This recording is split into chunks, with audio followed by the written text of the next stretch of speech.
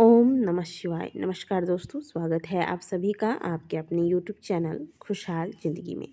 दोस्तों, हमारे हिंदू धर्म में दीपक प्रज्वलित करने को बहुत ही महत्वपूर्ण माना गया है। अभी कुछ दिनों पहले कार्तिक मास गया और हम सभी ने दीपदान किया।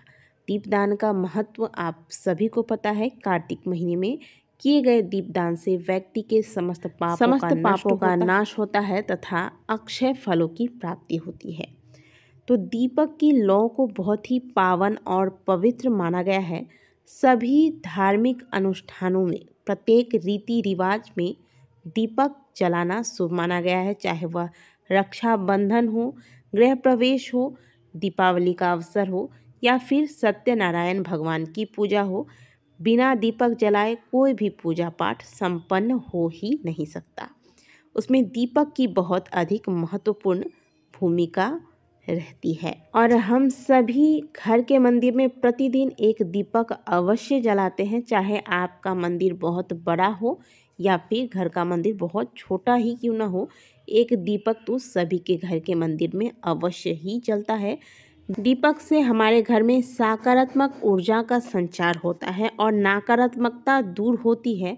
इसीलिए हम सभी मिलकर प्रातःकाल और शाम के वक्त दीपक भगवान के मंदिर में जलाते हैं और इस दीपक को पूरे घर में दिखाने के बाद पुनः भगवान के समक्ष रख देते हैं। लेकिन ज्योतिष में दीपक जलाने के भी कुछ नियम बताए गए हैं, जिसका यदि हम सही तरीके से पालन नहीं करते तो हमें कई समस्याओं का सामना करना पड़ता है। आइए जानते हैं कि दीपक जलाते वक्त कौन सी गलतियां करने से आपको बचना चाहिए, नहीं तो घर की सुख समृद्धि में इसका असर पड़ता है। सबसे पहली बात दोस्तों, हमारे शास्त्र बताते हैं कि दीपक जलाने से पहले उसकी दिशा का ख्याल जरूर रखना चाहिए। कभी भी पूजा के समय दीपक को किसी भी दिशा में नहीं रख देना चाहिए। गलत दिशा में रखाया गया दीपक हमेशा नुकसान पहुंचाता है। दीपक को गलत तरीके से रखने से धन हानि के साथ साथ घर में कई प्रकार की स्वास्थ्य संबंधित समस्याएं भी व्यक्ति को परेशान करते हैं। घर की मंदिर में दीपक लगाने के लिए आपको हमेशा सही दिशा का चुनाव करना चाहिए और घर के मंदिर में जब भी आप दीपक लगाएं तो आप किस दिशा में लगाएं। उत्तर, पश्चिम या फिर पूर्व दिशा में लगाया गया दीपक हमेशा पॉजिटिव एनर्जी को आकर्षित करता है। इससे घर में सुख समृद्धि आती है। घर के मंदिर में जो आप दीपक लगाते हैं, इसका मुंह कभी भी भूल से भी दक्षिण दिशा की ओर ना हो, इस बात का सदैव ध्यान रखा जाना चाहिए। घर के मंदिर में भगवान के सामने आप 2 तरह के दीपक जला सकते हैं। यदि आप भगवान के दाहिने हाथ की तरफ दीपक लगा रहे हैं तो यह दीपक घी का हो, इस बात का ध्यान रखें। और भगवान के बाएं हाथ की ओर अगर आप दीपक लगा रहे हैं तो यह दीपक आपको तिल के तेल का रखना चाहिए। शास्त्रों की माने तो घर के मंदिर में हमेशा घी के दिए ही लगाने चाहिए, ये सबसे ज़्यादा शुभ माना जाता है। लेकिन यदि आप प्रतिदिन घी का दीपक नहीं लगा सकते घर के मंदिर में तो आप तिल के तेल का प्रयोग करें और फिर तेल का दीपक जब भी लगाएं तो दिशा का ध्यान रखिएगा। तेल का दीपक लगाते वक्त भगवान के बाएं हाथ की ओर और घी का दीपक भगवान के दाहिने हाथ की ओर लगाना चाहिए। जब भी आप घर में दीपक जलाएं, इस बात का ध्यान रखें कि दीपक खंडित नहीं होना चाहिए। ऐसा माना जाता है कि खंडित यानी कि टूटे हुए दीपक का इस्तेमाल करने से नकारात्मकता का संचार होता है तथा यदि आप किसी मनोकामना की पूर्ति के लिए दीपक लगा रहे हैं तो खंडित दीपक लगाने से यानी कि टूटे हुए दीपक लगाने से आपकी जो इच्छाएं हैं उसकी पूर्ति नहीं होती। इसलिए ऐसे दीपक का इस्तेमाल करने से बचना चाहिए। इससे माता लक्ष्मी भी रुष्ट हो जाती हैं।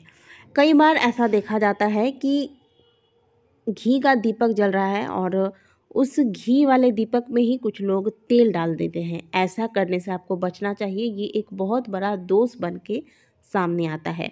जब आप तेल का दीपक लगा रहे हैं तो केवल तेल ही उसमें डालिएगा, उसमें आपको भूल से भी घी डालने की आवश्यकता नहीं है। और अगर घी का दीपक लगा रहे हैं तो उसमें आपको तेल डालने की आवश्यकता नहीं है, यानी कि तेल का अगर है तो केवल तेल ही डालें, घी का है तो केवल घी ही डालें। दोनों को मिक्स नहीं करना चाहिए।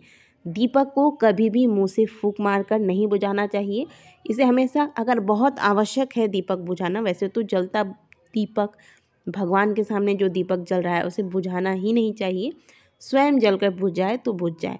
अगर बहुत आवश्यक है तो आप अपने आंचल से धीरे धीरे हवा देकर फिर इस दीपक को बुझाएं। मुंह से फूंककर भूल से भी इस दीपक को बुझाने की चेष्टा ना करें। घर में जो दीपक आप प्रतिदिन लगाते हैं वह किसी धातु का रखें, पीतल का, तांबे का, स्टील का प्रयोग ना करें। और साथ ही जो मिट्टी का दीपक आप प्रयोग करते हैं, इस दीपक को एक बार प्रयोग करने के बाद दोबारा प्रयोग ना करें। तुलसी जी के सामने जो भी दीपक आप लगाते हैं प्रतिदिन, इसमें जो बाती होगी वह प्रतिदिन गोल बाती दें। लंबी बाती तुलसी जी के समक्ष नहीं रखा जाता। और जब भी आप पीपल में दीपक लगाते हैं तो या तो घी का दीपक लगाएं या फिर सरसों के तेल का दीपक लगाएं। और यह दीपक की जो बाती होगी वह सफ़ेद यानी कि रुई की बाती होगी और इसकी बाती लंबी होनी चाहिए।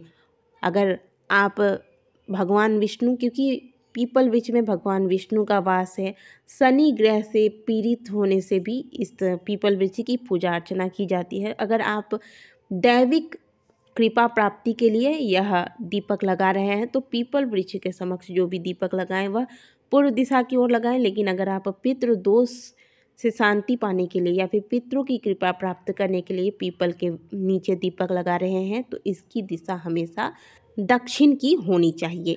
दीपक को कभी भी डायरेक्ट जमीन पर ना रखें। थोड़ा सा पुष्प या फिर अक्षत, या फिर अगर तुलसी जी के समक्ष दीपक लगा रहे हैं तो एक छोटा सा अलग सा प्लेट ले लीजिएगा अलग से, और उस प्लेट पर आप दीपक रख के फिर इसे ज़मीन पर रखिएगा। डायरेक्ट ज़मीन पर दीपक रखने से यह अशुद्ध माना जाता है और फिर इस दीपक को लगाने का कोई फल व्यक्ति को प्राप्त नहीं होता। प्रतिदिन की पूजा में आपने देखा होगा कि जब भी आप घर में पूजा कराते हैं, पंडित जी दीपक की और धूप इत्यादि जो आप जलाते हैं इनका भी पूजन करते हैं। तो प्रतिदिन जो आप पूजन करते हैं इसमें भी आप दीपक जलाने के बाद थोड़ा सा अक्षत पुष्प यहाँ पर अवश्य चढ़ाया करें। थोड़ा सा रौली लेकर इसमें तिलक लगा दिया करें।